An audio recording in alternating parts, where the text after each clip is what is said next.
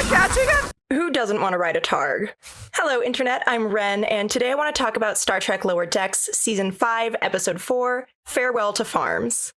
This was definitely the best episode so far this season. We got a great A-plot where we revisit a couple beloved Klingon characters, and a less great B-plot where we learn more about Migleemo and his people, the Cloakins. Look at this place, Legnog. Oh, classic Starfleet. It was another classic Mariner and Boimler adventure as well, with some great little callbacks and jokes. So let's get into it. Spoilers for Farewell to Farms and Lower Decks up to this point. We'll start with the A-plot, which begins on the Klingon homeworld, where we see Mach working on the family Gach farm with his brother Malor after losing his captaincy. They also appear to use the Gach to make blood wine,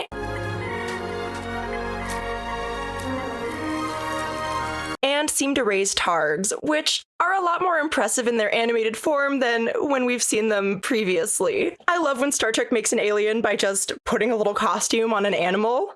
We also get a surprisingly lovely alternate intro with a montage of idyllic Klingon farm life.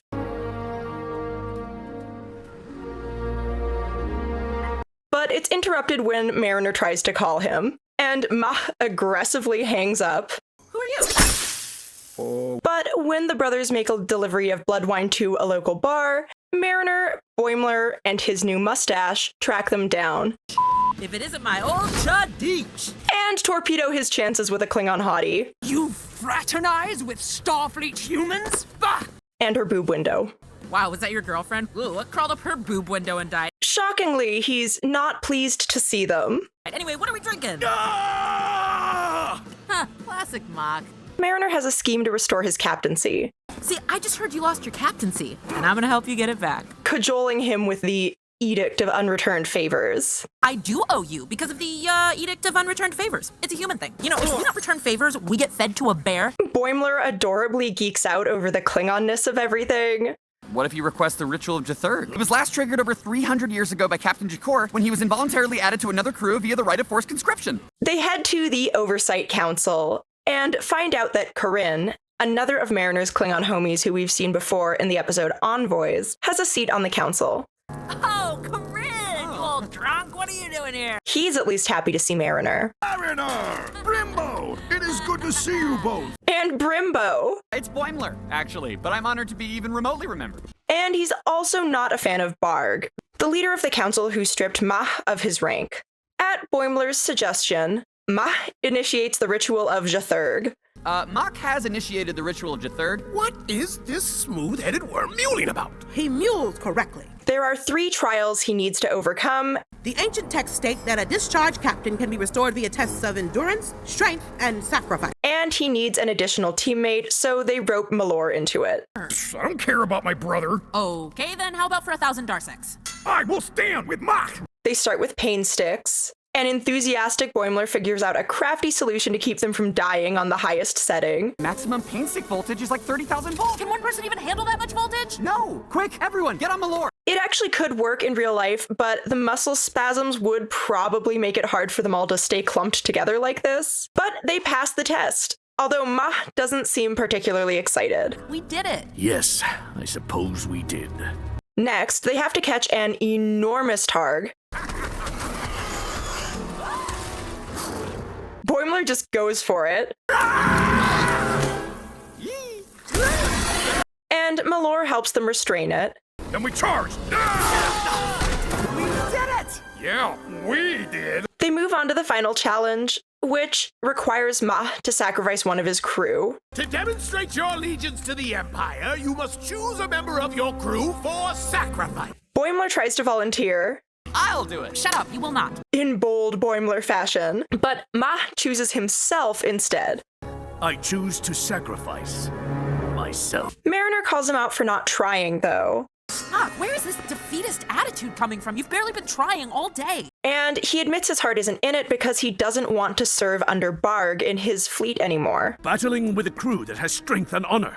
It has reminded me how much I hated serving on the Ch'ta. But then Boimler also calls him out. My time in the stars is over.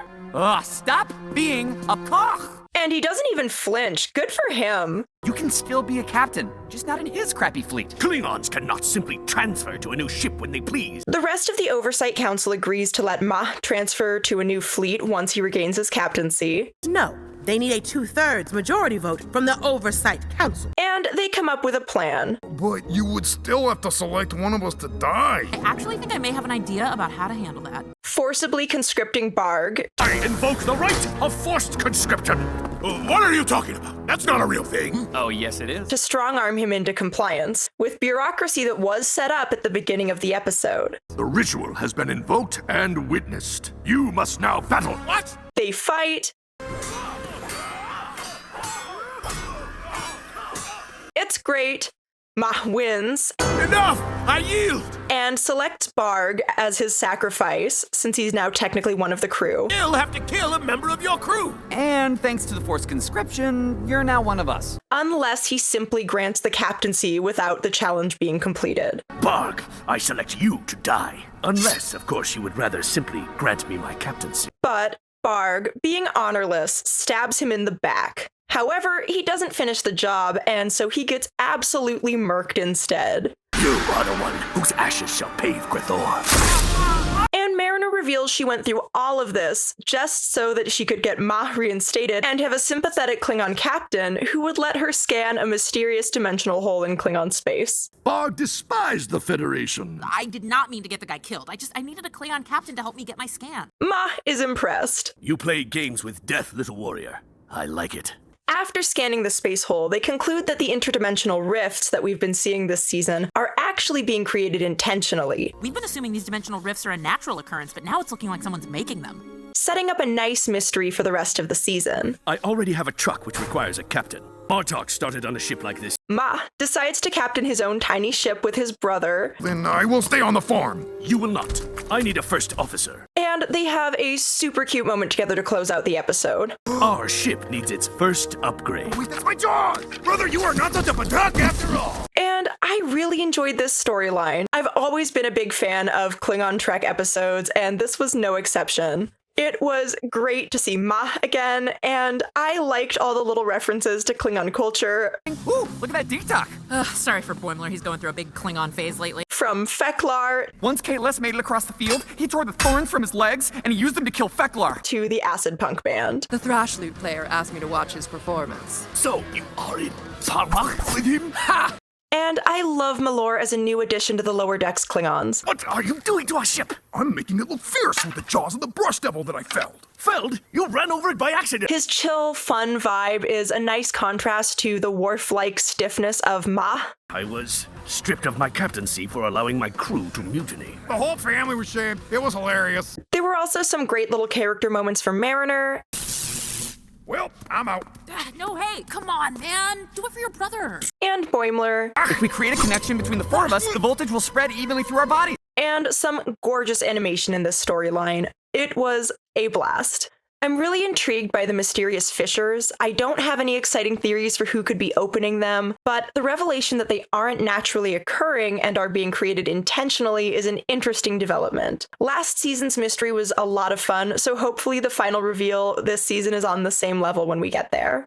The B-plot, unfortunately, fell quite short. Back on the Cerritos, they're giving a ride to a couple prominent Cloacans, Migleemo's people. Their food and everything else, critics, We are happy to escort you back to Cloaca. Sweet and sour hell. Look at this place, Legnog. although I did laugh at them dunking on this era of Trek's hotel conference room aesthetic. Cover my eyes. I don't want to see the halls. Oh. Classic Starfleet. Let me guess, you never vacuum the carpet? With the carpets and fluorescent lighting. Starfleet lighting has been scientifically attuned to suit all living beings. Well, then I must have died and gone to fluorescent hell. Captain Freeman instantly dislikes them, Migleemo, I think you should take over before I say something undiplomatic. but Migleemo rolls out the red carpet. It is a delicious honor, Your Graces. He serves them his favorite replicated meal, Au jus, Mordanian beef loin, and mac and cheese with breaded top. but they are not impressed.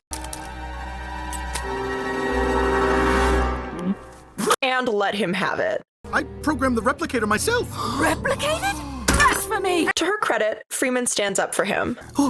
Sir Legnog, while you are on my ship, you will not strike my crew. On Rutherford's suggestion, he decides to cook them a meal from scratch instead. Maybe if you cook them a dish, they'll respect you again. A yeasty lump loaf of an idea. And he's optimistic. This hogfish galantine has turned out as plorpful as those on a Nara Prime. But they're still not impressed.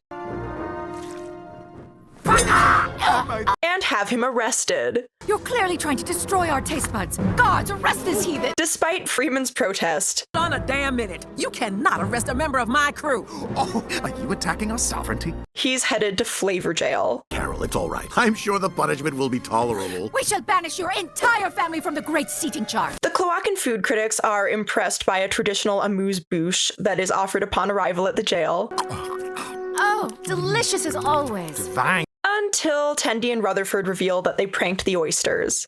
These oysters aren't delicious. They taste like These aren't your oysters. We swapped them with some manure we made with the replicator. Because the food critics have lost their sense of taste. We lost our sense of taste! We can't tell if things are sweet, salty, or gizzulent. Migleemo diagnoses them with some kind of psychosomatic condition. conversion disorder. The pressure of producing criticism has caused you to lose the very thing that causes your stress. And agrees to treat them in exchange for catering. Can you help us? It will take many sessions, but yes, as long as you provide the high-end catering. And Captain Freeman ignores the ethical implications. Is that ethical? Shh, those two are punks. Just let him have his win. It's extremely silly, and there's not much for Tendi, Rutherford, or the captain to really do in this storyline, so it does kind of feel like a bit of a waste of time with so few episodes left. That said, some of the Migleemo lines definitely made me laugh. A yeasty lump loaf of an idea. His weird, pretentious way of talking just gets me. Therapy, my good Donald. I cook the mind. And some of the critics' jokes also made me chuckle. Guards, storm me out of here. So it wasn't totally devoid of things to like. Incredible dicing, Miss Tendi. Assassin training. It's just particularly lacking when compared to the much more interesting A-plot. I don't have much else to say about this episode. What's your favorite Klingon ritual? Who do you think is behind the interdimensional rifts? Let me know in the comments down below. Like, share, and subscribe for more videos. See you next time. Wiedersehen.